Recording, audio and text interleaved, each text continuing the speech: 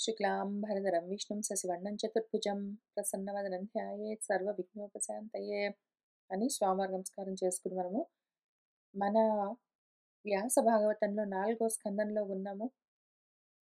పృథువు చరిత్రను తెలుసుకుంటూ వెళ్తూ ఉన్నాము. ఏం జరిగిందంటే వేణుడని ఒక ఇంట్రెస్టింగ్ క్యారెక్టర్ ఉన్నాడు. అంతా నేనే అన్ని నేనే అని ఏంటో విపరీతంగా అర్థం చేసుకున్నాడు. చెప్తున్నది ఒకటైతే వాడికి అర్థమైంది ఒకటి. అయితే మన ఋషులకు ఒళ్ళు మండి హుంకరించారు. వాడు ఇటువంటి అపచారాలు ధర్మానికి ఉపచారాలు కాదు, ధర్మానికి అపచారాలు చాలా చేశాడు కాబట్టి ధర్మాపచారాలు. వాడెప్పుడో పోయాడు. నిమిత్తంగా వీళ్ళు హుంకరిస్తే చనిపోయాడు. తర్వాత మళ్ళీ ప్రజలకు కలుగుతున్న బాధల్ని చూసి వాళ్ళే వచ్చి వాడి తొడను మర్దిస్తే అందులో నుంచి ఒక పొట్టివాడు బయటకొచ్చాడు. ఏం చేయమంటారండి అంటే అక్కడికెళ్ళి కూర్చో నిషేధ అని చెప్తే సరే అన్నాడు ఆయన. నిషాదుడయ్యాడు. ఆ తర్వాత మళ్ళీ మన ప్రాబ్లమ్ మొదటికొచ్చిందని ఈసారి 2 భుజాలు మర్దిస్తే ఒక జంట బయటకొచ్చారు. అందులో విష్ణు వంశతో పృథువు లక్ష్మీ కళతో అర్చి జన్మించారు. ఇప్పుడు ఆ జన్మించిన పృథువు యొక్క లక్షణాలను, చిహ్నాలను చూసుకుని అందరూ కానుకలు పుచ్చుకునొచ్చారు పట్టాభిషేకానికి. ఇంకా ఆ సమయంలో మన వంది మాగధులందరూ సూతులు స్తుతిస్తూ ఉంటే ఆయన ఆ స్తోత్రాలను విని వాళ్ళ వైపు చూసి నవ్వుతూ మేఘ గంభీరమైన స్వరంతో ఈ విధంగా అంటూ ఉన్నాడు అన్న చోట పోయిన వారం ఆపాం. ఇంకక్కడి నుంచి చూసుకుంటూ వెళ్దాము. పృథువేమంటున్నాడు అంటే భోః సూత హే మాగధ సౌమ్య వందిన్ లోకే అధునా అస్పష్టగుణస్య మే స్యాత్ కిమాశ్రయః మే స్థవః ఏషః యోజ్యతాం మా మయి అభూవన్ వితథాః గిరః వః. సూతులవారు, మాగధులవారు, వందులవారు ఎందుకండి నన్ను స్తుతిస్తున్నారు? అధునా ఇప్పుడికిప్పుడు ఈ లోకంలో నాకున్న గుణాలేమున్నాయండి మీరు నా గుణగానాలు చేయడం కోసము? ఏమున్నాయని? నాకున్నవి మే అస్పష్ట గుణాలే గదా!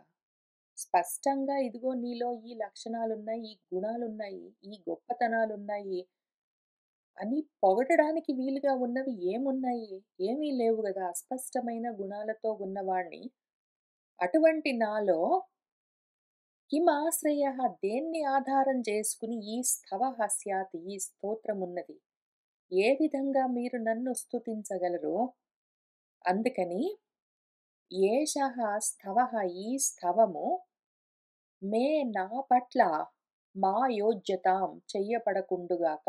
నన్ను ఈ విధంగా స్తుతించకండి వద్దు. ఏమీ లేవు నాలో గుణాలు. మీరు నా గుణాలను కీర్తించడం కోసము. మీరింత గొప్ప వాక్కులతో మీరు గిరహ ఈ మాటలన్నీ నా పట్ల ప్రయోగిస్తే అవన్నీ మయి నా యందు వితథాః భూవన్ వ్యర్థమైపోతాయండి, వేరుగా ఉంటాయి. ఏమీ లేని గుణాలను బెట్టుకుని మీరు గొప్పగా వర్ణిస్తూ, కీర్తిస్తూ ఉంటే, లేనిపోనివన్నీ వర్ణించినందుకు మీ మాటలు వ్యర్థమవుతాయండి. ఆ విధంగా జరగకుండుగాక. మీరనవసరంగా నన్ను స్తుతి చెయ్యకండి. తస్మాత్ పరోక్షే అస్మత్ ఉపసృత్యాని అలం కరిష్యథా స్తోత్రం అపీచ వాచః సతి ఉత్తమశ్లోక గుణానువాదే జుగుప్సితం న స్థవయంతి సభ్యాః. ఒకవేళ నాలో స్తుతించడానికి వీలుగా ఉన్న ఏవైనా గుణాలు మీకు కనిపించాయి అనుకోండి. అస్మత్ ఉపసృతాని నాలో ఏవైనా గొప్పతనాలు మీకు కనిపిస్తే, అలం తగిన విధంగా ఏమైనా ఉంటే, ఉచితమైన గుణాలు నాలో మీకేమైనా కనిపిస్తే, అప్పుడు మీరు అటువంటి పక్షంలో అపీచ్యవాచః ఇటువంటి చక్కటి అందమైన, సుందరమైన మాటలు మాట్లాడగలిగిన వాళ్ళు అటువంటప్పుడు స్తోత్రం కరిష్యథ నన్ను స్తుతించండి. కానీ అప్పుడు గూడా పరోక్షే, అస్మత్ పరోక్షే నాకు పరోక్షంగానే నేను సభలో లేకుండా ఉన్నప్పుడు నాలో నిజంగా చెప్పుకోగలిగిన గుణాలు ఏవైనా మీకు కనిపిస్తే, తగిన విధంగా ఏవైనా ఉంటే, అప్పుడు మీరు స్తుతి చెయ్యండి. కానీ నా ముందు ముఖస్తుతి చెయ్యడం మాత్రం వద్దు. తగిన పని కాదు. అసలు మీరు స్తుతించడానికి కావలసిన గుణాలు నాలో లేను గూడా లేవు. పైగా ఒకవేళ ఏమైనా మీకు కనిపిస్తే నాకు పరోక్షంగా చెయ్యండి గానీ ముఖస్తుతులు వద్దు. ఒకవేళ సభలో మీరు స్తుతి చెయ్యాలని అనుకుంటే స్తుతించండి. కానీ ఎవరిని ఉత్తమ శ్లోక గుణానువాదే సతి. ఉత్తమ శ్లోకుడు ఆ పరమేశ్వరుడున్నాడు పరమాత్మ. ఆయనను, ఆయన గుణాలను అనుసరించి మీరు వాదనం చెయ్యండి. పరమాత్మ ఎవరున్నారో భగవంతుడు ఆయన గురించి మీరు గొప్పగా స్తోత్రాలు చెయ్యండి. నేను కూడా వింటాను సభల్లో ఎంతో గొప్పగా ఉంటుంది. అవన్నీ సతి ఉండగా సభ్యాహ సభ్యత కలిగిన వాళ్ళు, సభలో ఉన్నవాళ్ళు ఒక మామూలు మనిషిని జుగుప్సితం దాచుకోవలసినవెక్కువుంటాయి మనుషులకు. అందరికీ చెప్పుకుంటూ తిరిగే గుణాలు తక్కువుంటాయి. దాచుకునే లక్షణాలు ఎక్కువుంటాయి. జుగుప్స అంటే గోప్తుమిచ్చ. దాచుకోవలసినవి ఉన్న మామూలు మనుషుల గురించి సభలో పండితులు మీ వంటి వాళ్ళు స్థవయంతి స్తుతించరు. మీరు సభల్లో స్తుతి చెయ్యాలి అంటే నేనక్కడ కూర్చున్నప్పుడు స్తుతి చెయ్యాలి అంటే అందరికన్నా గొప్పవాడు భగవంతుడున్నాడు. ఆయన్ని స్తుతి చెయ్యండి వింటాను. ఒకవేళ నాలో ఏమైనా మీకు కనిపిస్తే నేను లేకుండా పరోక్షంగా చేయండి. ముఖస్తుతులెందుకు అనవసరం వద్దు. మహత్ గుణాన్ ఆత్మని కర్తుం ఈశః కః స్తావకైః స్తావయతే అసతోపి. తే అస్య అభవిష్యన్ ఇతి విప్రలబ్ధః జనావహాసం కుమతిః న వేద.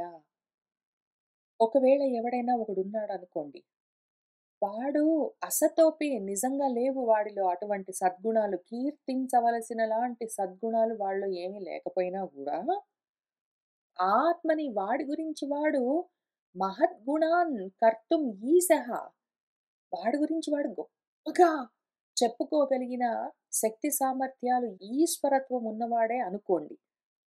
అటువంటి వాడైనా సరే ఎవడు స్థావకైః స్థావయతే స్తుతించమని ఎవడిని అడుక్కుంటూ తిరుగుతాడో, ఒకవేళ వాడిలో లేని గుణాలను, లేనిపోని గుణాలను గొప్ప మహద్గుణాలుగా చెప్పించుకోవాలని కోరిక ఉన్నా గూడా అట్లా చెప్పుకుంటూ ఎవడు తిరుగుతాడో, తిరిగాడే అనుకోండి. ఎవడైనా ఒకడు పనకమాలిన వాడు వాళ్ళలో లేని గుణాలు, లేనిపోని గుణాలన్నింటినీ స్తుతించండి, నా గురించి గొప్పగా చెప్పండి, పొగడండి అని మనుషుల్ని పెట్టుకొని పొగిడించుకుంటున్నాడు అనుకోండి. అప్పుడు వాడిని చూసి అందరూ నిందిస్తారు. వాడు విప్రలబ్ధుడవుతాడు, నిందనీయుడవుతాడు. వాడిని చూసి అందరూ ఏమనుకుంటారు? "ఏ అస్య అభవిష్యన్నితి" అనుకుంటారు. వీడు ఊరికే వాళ్ళతోటి, వీళ్ళతోటి గొప్పలు చెప్పించుకోవడం ఎందుకు? ప్రయత్నం చేస్తే ఆ గొప్పతనాలన్నీ వాడిలోనే ఉంటాయి గదా! అని అనుకుంటారు. అందరూ వాడిని చూసి చులకనగా మాట్లాడుకుంటారు. కానీ ఆ కుమతిహి బుద్ధి తక్కువ వాడు జనావహాసం జనులు అపహాసం చేస్తూ ఉంటే గూడా నా వేద తెలుసుకోలేడు. ఆ రకంగా నేను ఉండను. లేనిపోని గుణాలు నా పట్ల ఆరోపించి మీరేమైనా స్తుతి చేస్తే విని సంతోషించే కుమతి నాకు లేదు. వద్దు. నన్ను పొగడకండి. లేనిపోనివన్నీ స్తుతి చెయ్యకండి. ప్రభవః హి ఆత్మనః స్తోత్రం జుగుప్సంతి అపి విస్మృతాః హ్రీమంతః పరమోదారాః పౌరుషం వా విగర్హితం. ఎవరైనా పరమ ఉదారులున్నారనుకోండి. ఉదారమైన స్వభావం ఉన్నవాళ్ళు. ధీమంతః అధర్మం చేస్తామేమో, తప్పు చేస్తామేమో అన్న సిగ్గు, బిడియంతో, భయభక్తులతో ప్రవర్తిస్తూ ఉన్న వాళ్ళున్నారనుకోండి. వాళ్ళు విసృతాహ నిజంగా గొప్ప పేరున్నవాళ్ళు, మంచి పేరున్నవాళ్ళు, మంచివాళ్ళు. అయినా కూడా ఆత్మనః స్తోత్రం తమ గురించి స్తుతి చేస్తూ ఉంటే జుగుప్సంతి ఇష్టపడరు.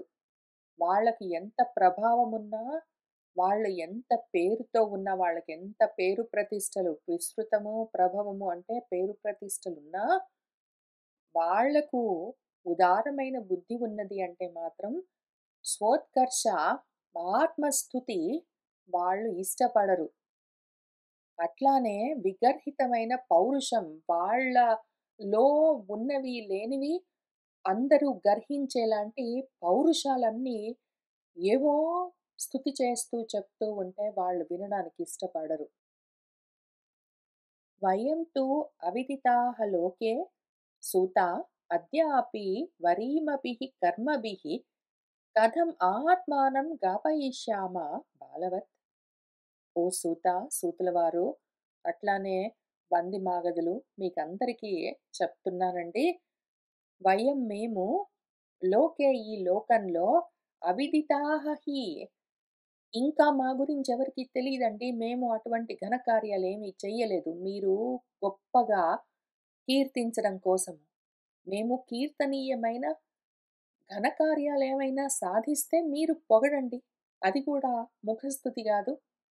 నా వెనక ఏమైనా నా గురించి మంచి చెప్పుకుంటే, ఉంటే ఏమైనా ఉన్నది చెప్పుకోవచ్చు. కానీ ఏమి చేశానండి ఇంతవరకు నేను? వరీమభిః కర్మభిః, గొప్ప వరిష్టమైన కర్మలేమైనా చేశానా?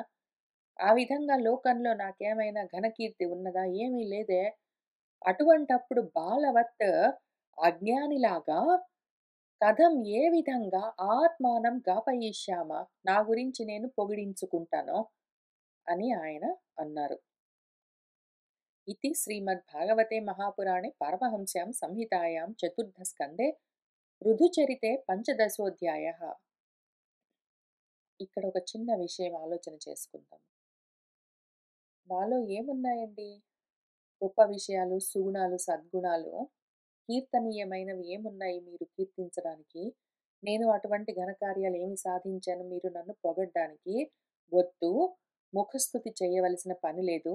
నా వెనకాల పరోక్షంగా ఎప్పుడైనా నిజంగా ఏమైనా ఉంటే చెప్పండి, లేతే లేదు. అసలు సభలో భగవంతుడి గురించి చెప్పండి, స్తుతించండి, స్తోత్రాలు చేయండి, వింటాను అని ఆయన చెప్తున్నదంతా బాగుంది. అయితే ఒక్కొక్కసారి నిజంగా మహానుభావులుంటారు. వాళ్ళలో నిజంగా సద్గుణాలు ఏమైనా ఉంటే వంది మాగదులు, సూతులు అవసరం లేదు. తెలిసిన వాళ్ళు, బంధువులు, స్నేహితులైనా సరే నీలో ఈ మంచితనం ఉన్నది, నీలో ఈ సద్గుణం ఉన్నది, నీలో ఈ గుణం ఉన్నది అని ఒకవేళ వాళ్ళు చెప్తే వెంటనే మనం ఆటోమేటిక్‌గా ఇక్కడ మన పృథు అన్నాడు కాబట్టి ఇదే మోడల్‌లో వద్దండి నన్ను పొగడొద్దు. నాలో అంత గొప్పతనం లేదు. మీరనుకుంటున్నారు గానీ నాలో అటువంటివేమీ లేవు. మీరు నన్ను పొగడవలసిన పని లేదు, వద్దు అని చెప్పాలని అనిపిస్తుంది పృథువు కనిపించినట్టే. అయితే ఎవరైనా మనలో ఏదైనా ఒక గుణము చూసి అక్నాలెడ్జ్ చేస్తూ ఉన్నంత వరకు, వాళ్ళు పొగుడుతున్నారు, నన్ను గాబట్టి ఇంత గొప్పగా కీర్తిస్తున్నారు, నేను గాబట్టి ఇంత గొప్ప అనే అహంకారంతో కాకుండా, సత్వగుణంతో ఉండి, మనలోని ఏదైనా ఒక మంచితనాన్ని, ఒక మంచి గుణాన్ని వాళ్ళు అక్నాలెడ్జ్ చేస్తుంటే, దాన్ని కృతజ్ఞతాపూర్వకంగా అంతవరకు మాత్రమే యాక్సెప్ట్ చేయడము మంచిదే. ఎవరైనా మనలో ఏదైనా ఒక మంచి గుణాన్ని చూసి, నీలో ఈ గుణం ఉన్నది అని వాళ్ళు చెప్తూ ఉన్న సమయంలో, అబ్బబ్బే! నన్ను పొగడకండి, వద్దు, ఆహాహా! వద్దు, వద్దు అని అనవలసిన పని లేదు. క్వైట్‌గా విని, వాళ్ళు చెప్పింది థాంక్స్ చెప్పి ఊరుకోవడం మంచిది. ఈ విషయాన్ని ఇక్కడ 16 అధ్యాయంలో చూపిస్తారు.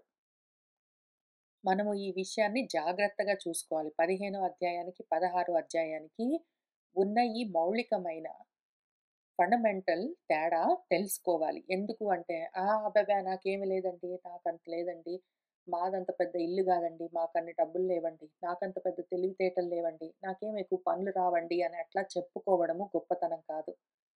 మన గురించి మనం చెప్పుకోవాల్సిన పని లేదు. మనము ఇంకొకళ్ళు చెప్పాలని ఆశించవలసిన అవసరం లేదు. ఎవరైనా మనలో ఏదైనా ఉన్న మంచిని చెప్తే మౌనంగా విని, అక్నాలెడ్జ్ చేసి, థాంక్స్ చెప్పి ఊరుకోవడము మంచిది. దాని గురించి ఇక్కడ 16 అధ్యాయంలో చూపిస్తారు. ఈ 15 అధ్యాయం ఈ చివరగా ఈ 4, 5 పద్యాల్లో మన పృథువు మాట్లాడింది వింటే అవును గదా! ఇట్లా ఉండాలి గదా! అని అనిపిస్తుంది. కానీ ఆ విధంగా ఎవరు మనలో ఉన్న మంచితనాన్ని ఐడెంటిఫై చేసి వాళ్ళు ఆ మాట అన్నా గూడా వెంటనే వాళ్ళని కాదు కాదండి అదేంది లేదండి, కాదండి అని వాళ్ళని చిన్నబుచ్చరాదు. మనలో ఉన్న గుణాన్ని మనం తక్కువ చేసుకోవాల్సిన పని లేదు. కాబట్టి ఇది తెలుసుకుంటూ, చూసుకుంటూ, నేర్చుకుంటూ వెళ్తూ ఉన్నాము.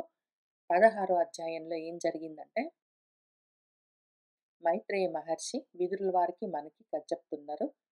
ఇతి బ్రువాణం నృపతిం గాయకాః మునిచోదితాః తుష్టువుః తుష్టమనసః తత్ వాగమృత సేవయా. ఇతి ఈ విధంగా మన నృపతి రాజుగారు బ్రువాణం చెప్తూ ఉంటే అది విన్నారు. ఆ మాటలెట్లా ఉన్నాయి? వాగమృత సేవ. వాక్ అమృతాల్లాగా ఉన్నాయి. వాక్కులన్నా అమృత ధారలు. అంత మధురంగా ఉన్నాయి ఆయన చెప్తున్న మాటలు. వాటిని సేవించి, వాటిని గ్రహించి ఆయన చెప్తున్న మాటని అర్థం చేసుకుని, మన మన గాయకులు వంది, మాగధుల వారు, సూతుల వారు వాళ్ళందరూ అక్కడే ఉన్న మునుల చేత చేయబడ్డారు. అక్కడ ఉన్న మునులున్నారు గదా! ఋషులు వాళ్ళందరూ మరేం చెయ్యాలి? ఈయనలో ఎందుకంటే రాజుగారిలో ఉన్న గుణాలను కీర్తించవలసిన పని వాళ్ళకుంటుంది. మరి వాళ్ళు ఆ పని చేస్తూ ఉంటారు. అయితే లేనిపోనివన్నీ వర్ణించడానికి వీల్లేదు. రాజు గూడా అట్లా చెయ్యొద్దు అనే చెప్తున్నాడు. ఉన్న వాటిని మరి వర్ణించవలసి ఉంటుంది. ఏమి చెయ్యాలి అని వాళ్ళు ఆలోచించుకుంటే, అక్కడ ఉన్న మునులు కొన్ని విషయాలు మన గాయకులకు చెప్పారు. దానితో తుష్ట మనసః చాలా సంతోషించిన మనసులతో మన వందిమాగధులు, సూతులు ఆయనను ఈ విధంగా స్తుతి చేశారు. నన్ను లేనిపోని మాటలతో స్తుతి చేయవలసిన పని లేదు వద్దు. ఉన్నవేవైనా ఉంటే పరోక్షంగా చెయ్యండి. లేదా భగవంతుడి గురించి స్తోత్రం చెయ్యండి అని ఆయన చెప్తే వాళ్ళు విన్నారు. అయితే వాళ్ళు మళ్ళీ ఆయన్ని స్తుతిస్తూ ఉన్నారు. ఏ విధంగా అంటే, న అలం వయం తే మహిమానువండనే యః దేవవర్యః అవతతార మాయయా వేణాంగజాతస్య చ పౌరుషాణి తే వాచస్పతీనామపి బభ్రముః ధియః అని ఇక్కడి నుంచి వాళ్ళు ఆ మునులు ఏమి చెప్పారో వాటిని జాగ్రత్తగా అర్థం చేసుకుని, అసత్ విషయాలు కాదు, ఒకటేంటంటే లేనిపోని విషయాలు చెప్పడానికి వీల్లేదు. రెండోదేంటంటే ఆయన ఇంకా ఏమీ చెయ్యలేదు. ఏవో చెయ్యబోతూ ఉన్నాడు తర్వాత. కాబట్టి చెప్తున్న మాటలు అబద్ధం అవ్వకుండా, ఉన్న విషయాలని జాగ్రత్తగా ఎట్లా చెప్పాలి అని మునుల చేత ప్రచోదనం పొందిన వారే మన వాళ్ళు ఈ విధంగా చెప్తున్నారు. దీన్ని ముందు మనము వాళ్ళు చేస్తున్న వర్ణనని, స్తుతిని చూసుకుంటూ వెళ్దాము. మళ్ళీ వెనక్కొచ్చి అసలేం చెప్తున్నారని అర్థం చేసుకుంటూ పోదాము. ఓ దేవవర్యః! ఓ దేవశ్రేష్ఠుడా! దివ్యమైన వాడా! ఏ నువ్వైతే ఉన్నావో అటువంటి నీ యొక్క మహిమలను అనుసరించి వర్ణించడం అన్నది వయం న అలం. ఆ విషయంలో మేము సరిపోము. నీ గొప్పతనాలను కీర్తించడానికి మేము తగిన వాళ్ళము కాదు. మేము సరిపోము. ఎందుకంటే నువ్వు మాయయ అవతతార. మాయగా అవతరించిన వాడివి. వేణాంగ జాతస్య వేణుడి యొక్క శరీరంలో నుంచి జన్మించిన నువ్వు తే పౌరుషాన్ని నీ యొక్క పౌరుషాలు వీటిని వాచస్పతులు అంటే వాక్కులకు పతులైన వాళ్ళు ఎవరైతే వంది, మాగధులు, సూతులుంటారో, ఎవరైతే బృహస్పతి లాంటి వాళ్ళుంటారో, ఎవరైతే పండితులుంటారో, ఎవరైతే గొప్పగా మాట్లాడగలిగిన వాళ్ళుంటారో, వాళ్ళు ఎవరైనా సరే నీ గురించి, నీ పౌరుషాల గురించి అంటే నువ్వు చేసిన కర్మల గురించి, పౌరుషము అంటే పురుష ప్రయత్నంతో చేసే కర్మ.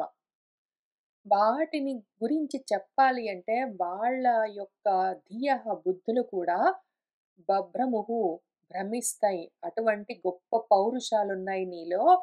గొప్ప ఘనకార్యాలున్నాయి. గొప్పతనాలు, గుణాలున్నాయి. అవి మేము చెప్తాము. అథాపి ఉదారస్రవసః పృథోః హరేః కళావతారస్య కథామృతాదృతాः యథా ఉపదేశం మునిభిః ప్రచోదితాః శ్లాఘ్యాని కర్మాణి వయం వితన్మహి.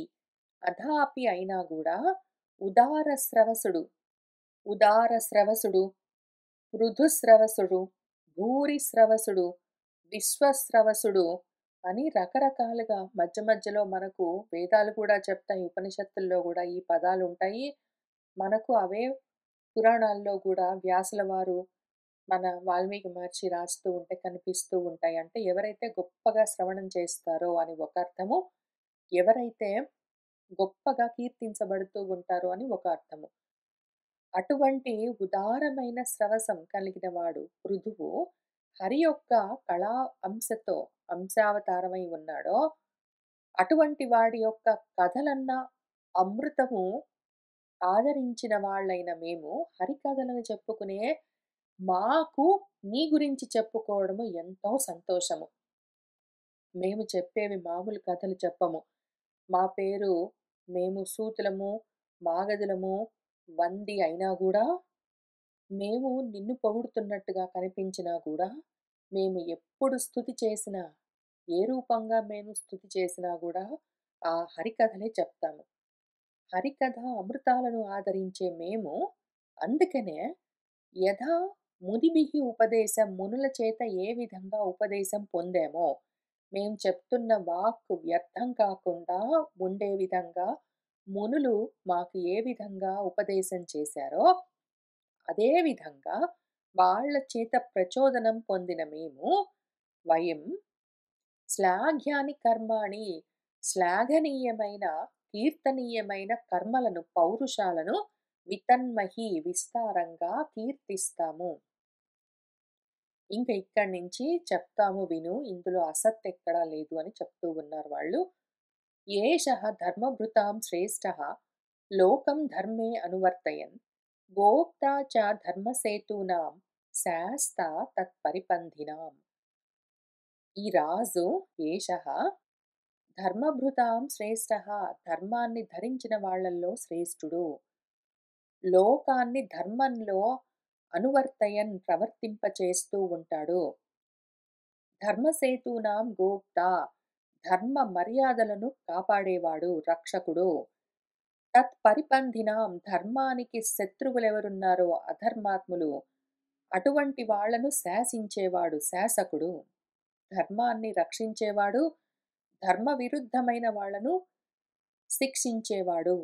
ఏషః వై లోకపాలానాం బిభర్తి ఏకః తనౌ తనూః కాలే కాలే యథా భాగం లోకయోః ఉభయోః హితం. ఏషః వై ఈయనే కాలే కాలే ఏ ఏ కాలాలకు ఏ ఏ విధంగా ఉండాలో ఆయా విధంగా ఉభయోః లోకయోః హితం రెండు లోకాలకు ఇహ పరాలకు అన్నింటికీ హితం కలిగే విధంగా యథాభాగం తగిన పద్ధతిలో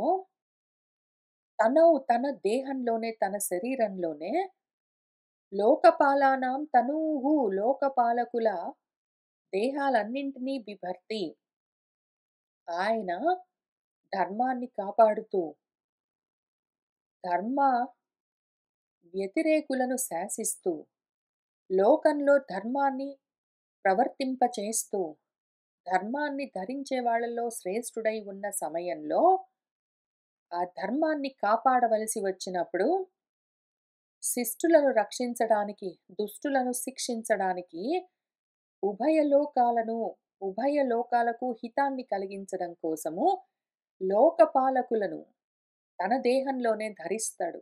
ఆయన శిక్షణ ఇస్తాడు, శిక్ష ఇస్తాడు. ఏ ఏ సమయానికి ఏ ఏ విధంగా ఉండాలో ఆయా భాగాలను ఆయా కళలను తనలోనే ధరించి ఉంటాడు. బిభర్తి వసు కాలే ఉపాదత్తే కాలే చ అయం విముంచతి సమః సర్వేషు భూతేషు ప్రతపన్ సూర్యవత్ విభుః. ఆయన కాలే వసు ఉపాదత్తే ఏ కాలానికి ధనాన్ని స్వీకరించాలి అని తెలుసుకుని చేస్తాడు. కాలే అయం విముంచతి. ఏ సమయంలో ధనాన్ని వెచ్చించాలి అని తెలుసుకొని చేస్తాడు. ఎప్పుడు ధనాన్ని సంపాదించాలి, కూడబెట్టాలి, ఎప్పుడు ధనాన్ని ఖర్చు పెట్టాలి అని తెలుసుకొని చేస్తాడు. అట్లానే సర్వేషు భూతేషు సర్వ ప్రాణుల పట్ల సమంగా ఉంటాడు. సూర్యవత్ సూర్యుడిలాగా అందరిలో తను సమానంగా ప్రకాశిస్తూ ఉంటాడు ఆ విభువు. ఆ విభూతి కలిగిన వాడు, వైభవం కలిగిన వాడు. తితిక్షతి అక్రమం వైన్యః ఉపరి ఆక్రమతామపి భూతానాం కరుణః శశ్వతార్తానాం క్షితివృత్తిమాన్. మన వైన్యః వేణుడి నుంచి వచ్చినవాడు మన పృథు క్షితివృత్తిమాన్. ఆయన వృత్తి నడవడి ఎటువంటిది అంటే భూమి లాంటిది. భూదేవంత సహనం కలిగిన వాడు. ఆయన కరుణః ఎంతో దయ కలిగిన వాడు. శశ్వత్ ఎప్పుడైనా సరే శాశ్వతంగా ఆర్తానాం భూతానాం ఆర్తి కలిగిన ప్రజలు ఉపరి ఆక్రమతామపి తనపై దండెత్తుకుని కష్టాల్లో ఉన్నవాళ్ళు తనపైకి కోపంతో వచ్చినా సరే అటువంటి అక్రమాన్ని కూడా సక్రమంగా లేకుండా ప్రజలు ఒకవేళ తిరగబడ్డా సరే కష్టాల్లో ఉన్న వాళ్ళని చూసి ఆయన తితిక్షతి సహిస్తాడు. భూదేవి వంటి సహనం కలిగిన వాడు. దేవే అవర్షతి అసౌ దేవః నరదేవ వపుః హరిః కృచ్ఛ్రప్రాణాః ప్రజాః హ్యేషః రక్షిష్యతి అంజసా ఇంద్రవత్. అసౌ ఈయన దేవః దేవుడు. నరదేవ వపుః హరిః రాజు రూపంలో ఉన్న సాక్షాత్తుగా హరి. ఒకానొక సమయంలో దేవే అవర్షతి ఇంద్రుడు వర్షాలు కురిపించకపోతే ప్రజాః ప్రజలందరూ కృచ్ఛ్రప్రాణాః ప్రాణాలు సన్నగిల్లిపోతూ ఉంటే ప్రజల ప్రాణాలకు కష్టం వచ్చినప్పుడు ఏషః హి ఈయనే అంజస వెంటనే ఇంద్రవత్ ఇంద్రుడిలాగా ప్రజలను రక్షిష్యతి రక్షిస్తాడు.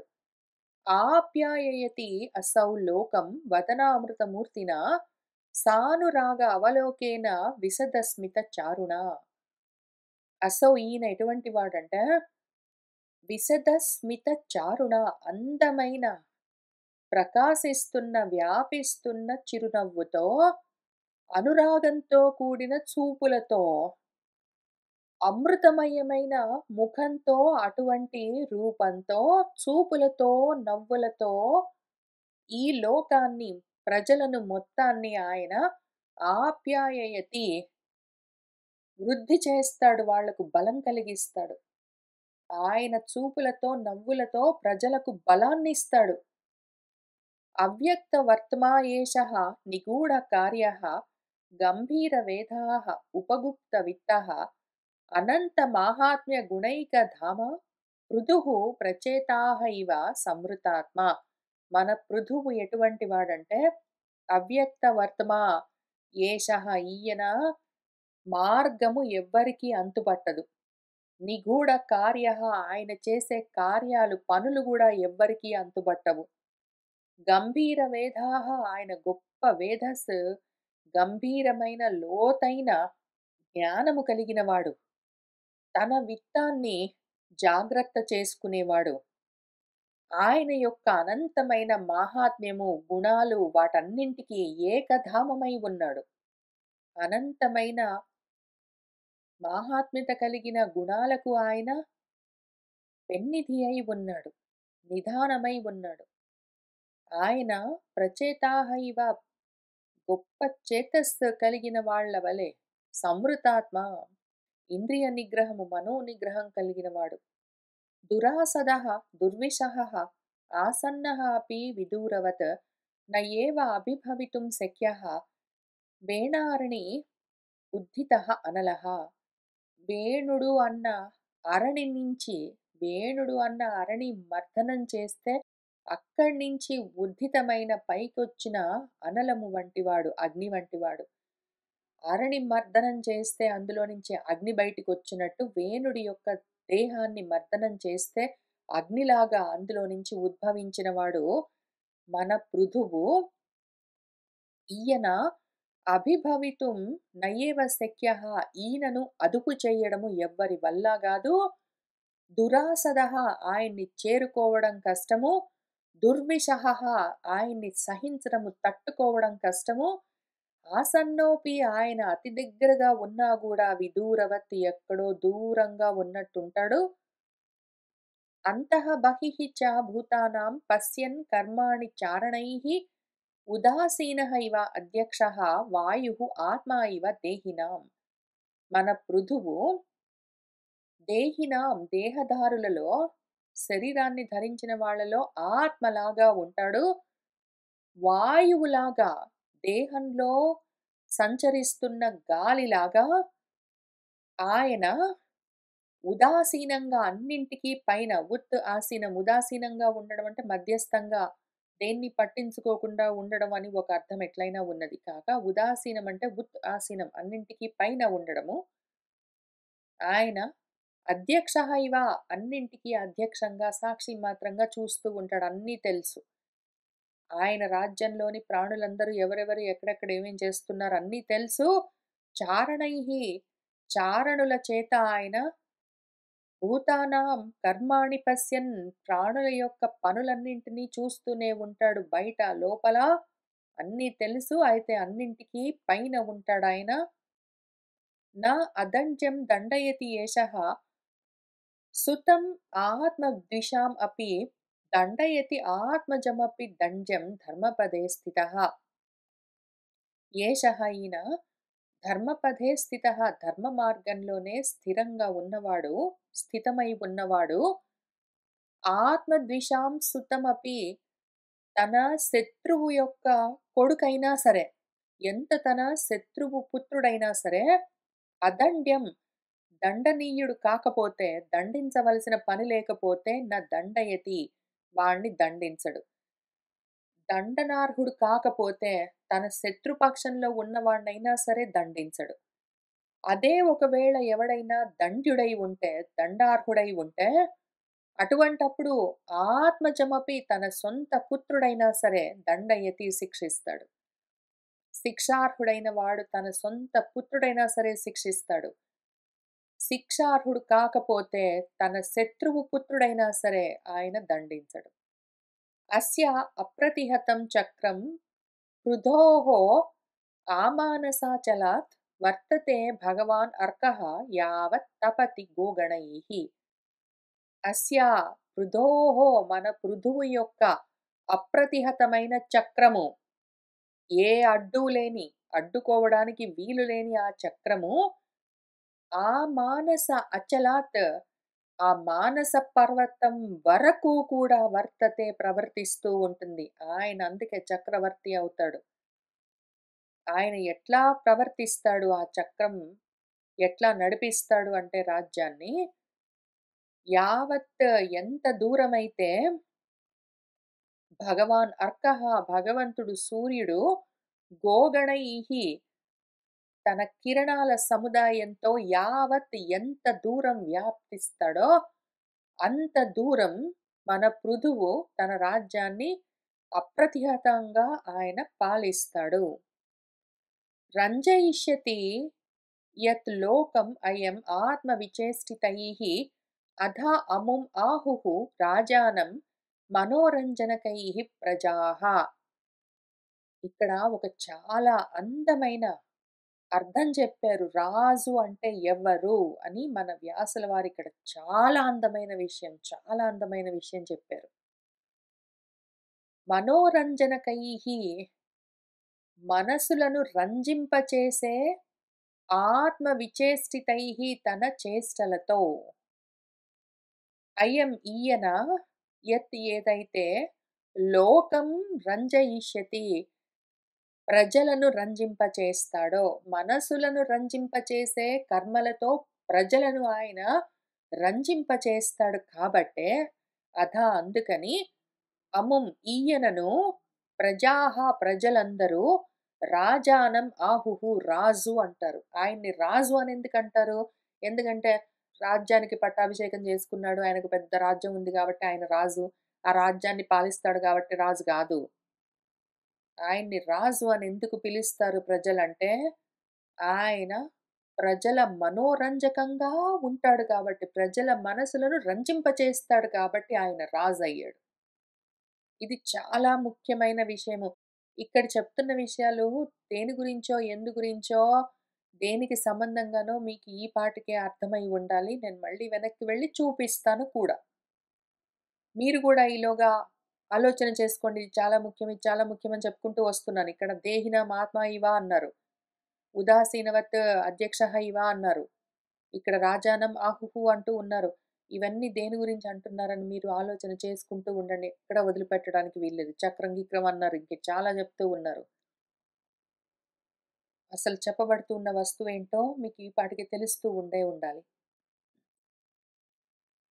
దృఢవ్రతః, సత్యసంధః, బ్రహ్మణ్యః, వృద్ధసేవకః, శరణ్యః సర్వభూతానాం మానదః దీనవత్సలః.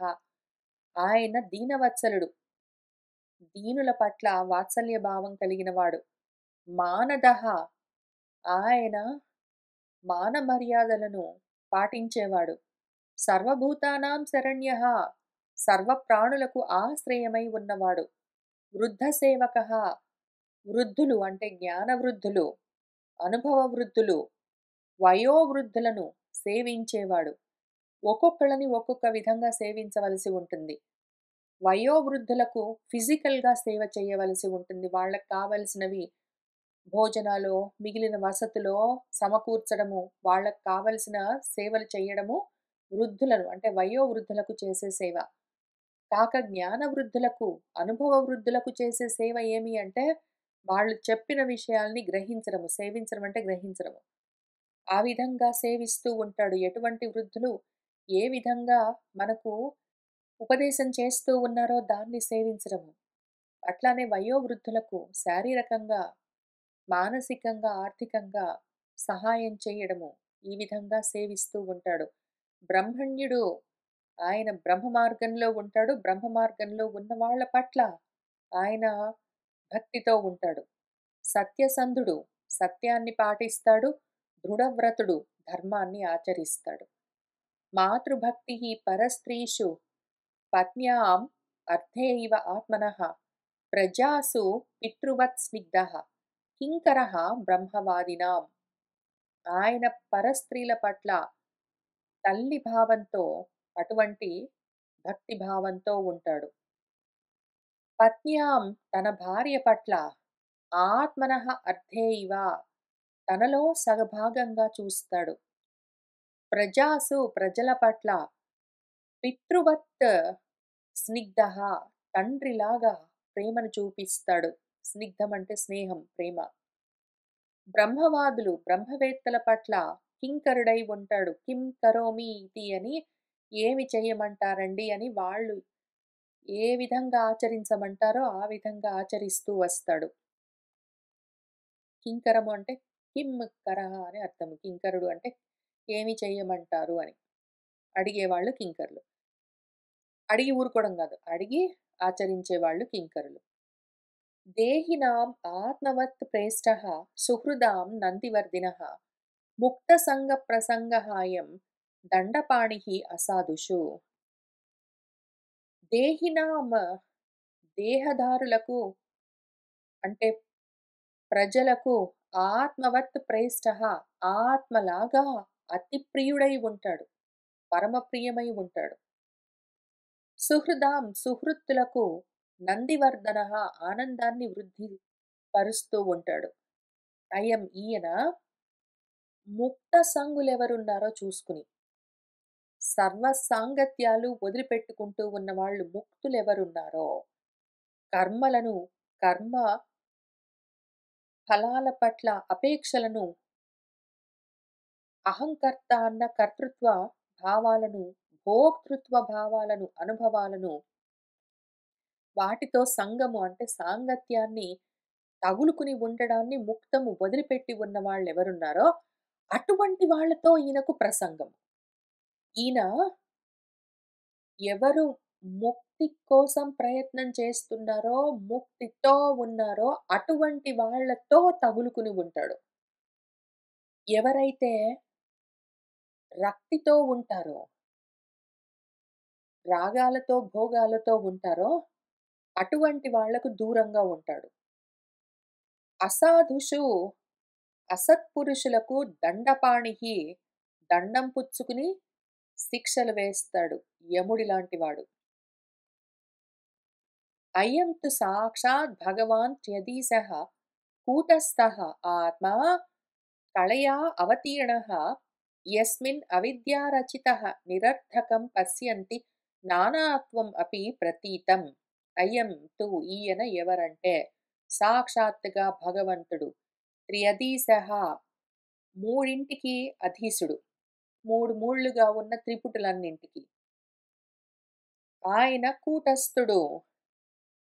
కూటస్థం అంటే అచలం, నిత్యం, స్థిరంగా ఉన్నవాడు అని అర్థం. కాక కూటస్థుడు అంటే కూటంలో, సమూహంలో ఉన్నవాడు. ఆత్మ స్వరూపమై ఉన్నాడు.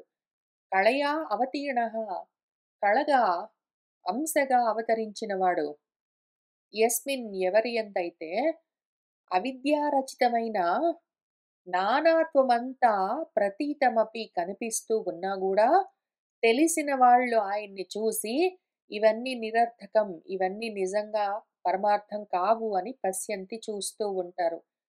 ఈయనలో మన పృథువులో ఉన్న అవిద్య వల్ల కల్పించబడ్డ నానాత్వం అంతా నిజంగా లేనిది అని చూస్తూ ఉంటారు.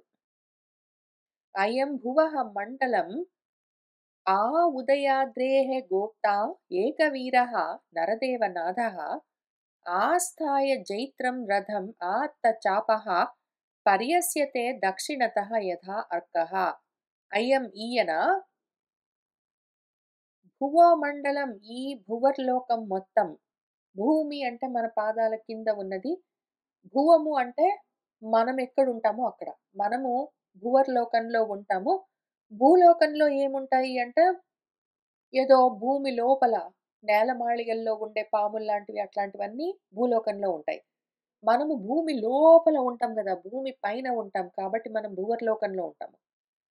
ఈ భువర్మండలమంతా ఏదున్నదో ఎక్కడి నుంచి ఆ ఉదయాద్రేః ఆ ఉదయ పర్వతం సూర్యోదయం అవుతూ ఉన్న పర్వతం దగ్గర నుంచి మొదలుపెట్టి ఈ భువర్మండలం మొత్తము అయం ఈయన ఒక్కడే గోప్తా రక్షిస్తూ ఉంటాడు. ఏకవీరః ఈయన ఒక్కడే పరాక్రమిస్తూ ఉంటాడు. నరదేవ నాథః నరరూపంలో ఉన్న నాథుడు. ఈయన జైత్రం రథం ఆస్థాయ ఆ జైత్ర రథాన్నెక్కి ఆత్తచాపః ధనస్సుని ఎత్తి పట్టుకుని అర్కః యథా సూర్యుడిలాగా దక్షిణతః పర్యస్యతే దక్షిణమంతా, దక్షిణ భాగమంతా, దక్షిణ దిక్కంతా పర్యస్యతే అంటే చుట్టి వస్తాడు. సూర్యుడిలాగా సూర్యుడు ఉత్తరాయణంలో, దక్షిణాయనంలో తిరిగినట్టు ఈయన సూర్యుడిలాగా దక్షిణాయనమంతా చుట్టి వస్తూ ఉంటాడు. ఇవన్నీ మాటలు చూసుకుంటూ ఉన్నారు గదా! అస్మై నృపాలాః కిల తత్ర తత్ర బలిం హరిష్యంతి సలోకపాలాః మన్స్యంతే యేషాం స్త్రియః ఆదిరాజం చక్రాయుధం తద్యశః ఉద్ధరంత్యః. తత్ర తత్ర అక్కడక్కడ ఆయన ఈ విధంగా జైత్రయాత్రలన్నీ చేస్తూ పర్యటిస్తూ ఉంటే అక్కడక్కడ మధ్య మధ్యలో నృపాలాహ రాజులందరూ అస్మై ఈయన కోసము లోకపాలకులతో పాటుగా బలిం హరిష్యంతి కిలా కానుకలను పుచ్చుకునొచ్చి సమర్పిస్తారట. అప్పుడు ఏషాన్ స్త్రియ వాళ్ళ భార్యలు రాజులందరూ ఆయనకు కానుకలిస్తూ ఉంటే రాణులందరూ ఈయనను ఆదిరాజు చక్రాయుధుడు చక్రవర్తి అని మన్స్యంతః అనుకుంటూ తత్ యశః ఆయన యశస్సును ఆయన కీర్తిని వాళ్ళు ఉద్ధరంత్యః గొప్పగా కీర్తిస్తూ ఉంటారు. అయం మహీం గాం దుదుహే అధిరాజః ప్రజాపతిః వృత్తికరః ప్రజానాం యః లీలయా అద్రీన్ స్వసరాసకోచ్యా భిందన్ సమాం గాం అకరోత్ యథా ఇంద్రః. ఈయన ప్రజానాం వృత్తికరః, ప్రజలకు జీవికను కల్పించేవాడు. ప్రజలు వాళ్ళ వాళ్ళ వృత్తులు చేసుకోవడానికి అవకాశాలను, సదుపాయాల్ని కల్పించేవాడు. ఈయన ప్రజాపతి, ఈయన అధిరాజు, అధిపతి. ఆయన మహీం భూమిని గోవును చేసి దుదుహే, ఒకానొక సమయంలో భూమిని గోవుగా కావలసినవన్నీ, ప్రజలకు కావలసినవన్నింటినీ ఆయన పాలు పిదిగినట్టు పిదుగుతాడు. యహ ఎవరైతే స్వశరీర కోచ, తన సొంత శరాసము, బాణాసనము, బాణాసము అంటే బాణాన్ని పెట్టడానికి ఉన్న ధనుస్సు అని అర్థం. స్వశరాస కోచ అంటే తన ధనుస్సు యొక్క కొనతో లీలగా అద్రీన్ భిందన్, పర్వతాలను బద్దలు కొడుతూ, గాం భూమిని మొత్తాన్ని సమాం అకరోత్ సమతలం చేస్తాడు, యథా ఇంద్రః ఇంద్రుడిలాగా. విస్ఫూర్జయన్ అజగవన్ ధనుః స్వయం యదా ఆచరత్ క్ష్మాం అవిషహ్యం ఆజౌ తదా నిలిల్యుః దిశి దిశి అసంతః లాంగూలముద్యమ్య యథా మృగేంద్రః.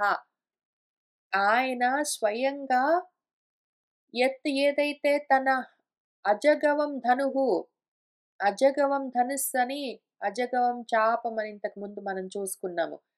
ఆయనకి పట్టాభిషేకం చేస్తూ ఉన్న సమయంలో అందరూ ఏవేవో తీసుకుని వచ్చారు. ఇంద్రుడు కిరీటం తెచ్చాడు, యముడు దండం ఇచ్చాడు, బ్రహ్మగారు బ్రహ్మమయమైన కవచం ఇచ్చారు. అవన్నీ భారతీదేవి, సరస్వతీదేవి అక్షమాల ఇచ్చింది, హరి సుదర్శన చక్రాన్ని ఇచ్చారు. అవన్నీ చూసినప్పుడు అక్కడే మళ్ళీ అగ్ని అజగవం చాపం అని చెప్పుకున్నాము. అగ్ని అజగవమైన ఒక చాపాన్ని, ధనుస్సుని ఇచ్చాడు. సూర్యుడేమో కిరణాలతో కూడి ఉన్న బాణాలను ఇచ్చాడు. అవన్నీ చెప్పుకున్నాము. ఈ అజగవమైన చాపం ఏదున్నదో ఆ ఆజగవం చాపాన్ని, ధనస్సుని పట్టుకుని ఈయనప్పుడు రథం ఎవరిచ్చారు? త్వష్ట ఇచ్చాడు. ఆ త్వష్ట ఇచ్చిన రథం ఎక్కి ఆ అజగవమైన ధనుస్సు పట్టుకుని మనవాడిప్పుడు దాన్ని, ఆ ధనుస్సుని స్వయంగా తను విస్ఫూర్జయన్, నారి లాగి సాగదీసి, యదా ఎప్పుడైతే ఆజౌ అవిషహ్యం, యుద్ధంలో శత్రువులు తట్టుకోలేకుండా, సహించలేకుండా అంత తీవ్రంగా ఉన్నవాడై, క్ష్మాం భూమంతా ఆచరత్ ఆయన చరిస్తూ ఉంటే, తదా అప్పుడు ఆయన ఎట్లా ఉన్నాడు? ఆయన ధనస్సు ఎత్తి పట్టుకుని, యుద్ధంలో ఆయనకి ఎదురులేదు, ఆ విధంగా ఆయన భూమంతా చరిస్తూ ఉంటే, ఏదో ఒక యథా మృగేంద్రః, ఒక సింహము లాంగూలముద్యమ్య, దాని తోకను పైకెత్తి, ఈ మొత్తము నాదే, ఈ మొత్తం ప్రాంతానికి నేనే రాజుని అని చూపించడం కోసం అది ఎంత దర్పంతో వెళ్తూ ఉంటుందో దాని ప్రాంతంలో, ఆ అరణ్యంలో, అట్లా ఈయన ఆ ధనస్సు ఎత్తి పట్టుకుని భూమంతా పర్యటిస్తూ ఉంటే, దిశి దిశి, ప్రతి దిక్కులో, అన్ని వైపులా, అసంతః అసత్పురుషులందరూ నిలిల్యుః, ఎక్కడి వాళ్ళు అక్కడ దాక్కునేవాళ్ళు. అట్లా ఉంటుంది పరిస్థితి. ఏషః అశ్వమేధాన్ శతం అజహార సరస్వతీ ప్రాదురభావయత్ర అహర్షీత్ యస్య హయం పురందరః శతక్రతుః చరమే వర్తమానే. ఏషః ఈయన యత్ర ఎక్కడైతే సరస్వతీ ప్రాదురభావి, సరస్వతీ నది ఉద్భవించిందో, సరస్వతీ నది ఉద్భవ స్థానంలో అశ్వమేధాన్ శతం అజహార, 100 అశ్వమేధ యాగాలు ఆయన ఆచరిస్తాడు. అయితే చరమే వర్తమానే, ఇంక చివరి అశ్వమేధ యాగం నడుస్తూ ఉండగా మన శతక్రతుః 100 క్రతువులు చేసినవాడు పురంధరుడు, పురాలను చీల్చేవాడు మన ఇంద్రుడు, అస్యహయం ఈయన యొక్క గుర్రాన్ని అహర్షిత్ అపహరిస్తాడు. ఇంకప్పుడు 100 యజ్ఞాలు పూర్తి చేద్దామని ఆయన బయలుదేరాడు గానీ, చివరి యజ్ఞం ఇట్లా ఆగిపోయేసరికి అప్పుడాయన ఏం జేస్తాడంటే, మన పృథువు ఏషః ససద్మా ఉపవనే సమేత్య సనత్కుమారం భగవంతం ఏకం ఆరాధ్య భక్త్యా అలభతాం అలం తత్ జ్ఞానం యతః బ్రహ్మ పరం విదంతి. ఏషః ఈయన స్వసద్మోపవనే తన ఇంటి పక్కన ఉన్న ఉపవనంలో, ఉద్యానవనంలో భగవంతం సనత్కుమారం ఆ భగవంతుడు సనత్కుమారుడు ఆయనను ఏకం ఏకాంతంలో సమేత్య చేరి భక్త్యా ఆరాధ్య సనత్కుమారుణ్ణి భక్తితో ఆరాధించి అలం జ్ఞానం తత్ ఆ జ్ఞానము ఏ జ్ఞానం ఒక్కటి తెలుసుకుంటే ఇంక ఏది తెలుసుకోవాల్సిన అవసరం ఉండదో అటువంటి ఆ జ్ఞానాన్ని ఆత్మతత్వ విజ్ఞానాన్ని అలం ఆయన దాన్ని అలబతాం పొందుతాడు. యతః ఏ ఆత్మతత్వ విజ్ఞానం వల్లనైతే పరం బ్రహ్మ విదంతి పరం బ్రహ్మ తెలుస్తుందో అటువంటి ఆత్మతత్వ విజ్ఞానాన్ని ఆయన సనత్కుమారుల నుంచి పొందుతాడు. తత్ర తత్ర గిరహత్తాహత్తాహ ఇతి విశ్రుత విక్రమః శ్రోష్యతి ఆత్మాశ్రితాః గాథాః పృథుః పృథు పరాక్రమః. మన పృథువు పృథు పరాక్రమము విస్తారమైన పరాక్రమం కలిగిన వాడు విస్తృత విక్రమః ఆయన కీర్తి అంతటా వ్యాపించి అన్ని చోట్ల వినపడుతూ ఉండగా మనవాడు తాహ తాహ గిరహ ఆయా కీర్తులను తన గురించి అందరూ కీర్తిస్తూ ఉన్న మాటలను తత్ర తత్ర అక్కడక్కడ ఆత్మాశ్రితాః గాథాః తనను ఉద్దేశించి చెప్పుకోబడుతున్న కథలను తన గురించి అందరూ కథలు కథలుగా చెప్పుకుంటూ ఉంటే ఆయా మాటలను అక్కడక్కడ శ్రోష్యతి వింటూ ఉంటాడు కూడా. దిశః విజిత్య అప్రతిరుద్ధ చక్రః స్వతేజసా ఉత్పాటిత లోకశల్యః సురాసురేంద్రైః ఉపగీయమాన మహానుభావః భవితా పతిః భువః. ఆయన అప్రతిరుద్ధ చక్రః తన చక్రానికి ఇంకా అవరోధమన్నది లేదు, అడ్డు లేదు. ఆ విధంగా ఆయన దిశః విజిత్య దిక్కులన్నింటినీ జయించి స్వతేజస తన స్వయం తేజస్సుతో ఉత్పాటిత లోకశల్యః లోక కంటకమైన దుష్టత్వాన్ని ఆయన ఉత్పాటితము పెళ్ళగించి సురాసురేంద్రైః సురల చేత అంటే సుష్టుగా ఆత్మారాములై ఉన్న వాళ్ళ చేత అంటే జ్ఞానుల చేత, అసురులు అంటే అసువులలో రమించే వాళ్ళు, ప్రాణాల మీద తీపి ఉన్నవాళ్ళు అంటే ఆసురీ లక్షణంతో ఉన్నవాళ్ళు అంటే అజ్ఞానులు అని అర్థము. సురలు అంటే జ్ఞానులు అంటే జ్ఞాన మార్గంలో ఉన్నవాళ్ళు, అసురులు అంటే అజ్ఞానులు కర్మ మార్గంలో ఉన్నవాళ్ళు. వాళ్ళందరి చేత జ్ఞాన మార్గంలో కర్మ మార్గంలో ఉన్న వాళ్ళందరి చేత ఆయన ఉపగీయమాన మహానుభావ ఆయన యొక్క మహత్ ఆయన అనుభవంలోకొస్తే దాని గురించి అందరూ ఉపసమీపే ఆయన గురించి దగ్గరగా తెలిసిన వాళ్ళందరూ జ్ఞాన మార్గంలో కర్మ మార్గంలో ఉన్నవాళ్ళు ప్రతి వాళ్ళు ఆయన్ని గానం చేస్తూ ఉండగా ఆ విధంగా ఆయన భువః పతిః ఈ భువానికి పతిగా భవిత ఉంటాడు.